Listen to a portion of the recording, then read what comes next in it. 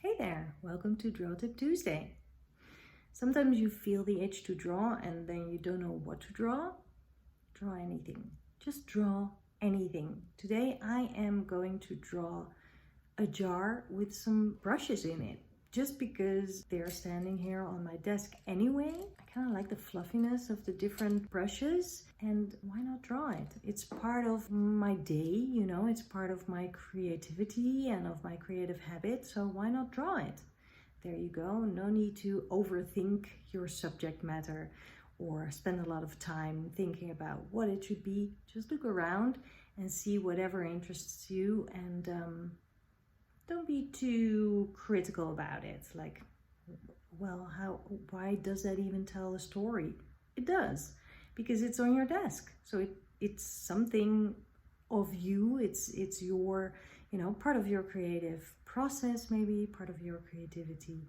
Draw it. I'm using a fountain pen with a fude nib, which is a bent nib, and a water brush and watercolors, but I'm not going to color the whole thing. I just want to use one color. Here we go. So I'm starting out with this pen, and after just one line, I am reminded of the fact that this paper is actually super textured. And I don't love the way the pen nib feels on the paper. So I'm making a quick decision and will be using my brush pen instead, because that flows a little bit better onto the page, and also the brush strokes make a really nice textured line instead of trying to get a really straight juicy line. I'm just using that brush. That also makes me less accurate because I cannot go into detail too much. Kind of painting the lines instead of drawing the lines, you could say.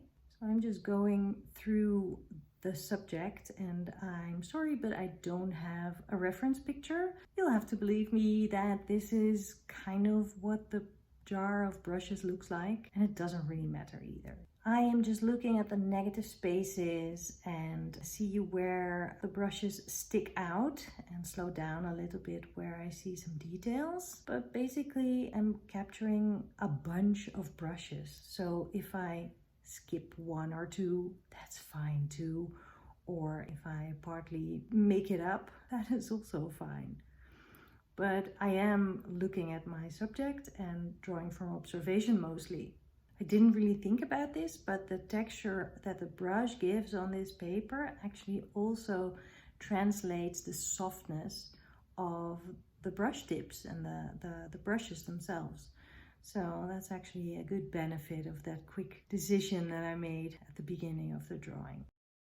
And now I am going to use one of my favorite colors, which is quinacridone gold. And I'm not going to color in any of the drawing. I'm just going to color around it.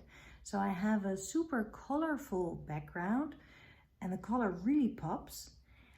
But because of that color, the drawing actually will pop out too, because it's all white.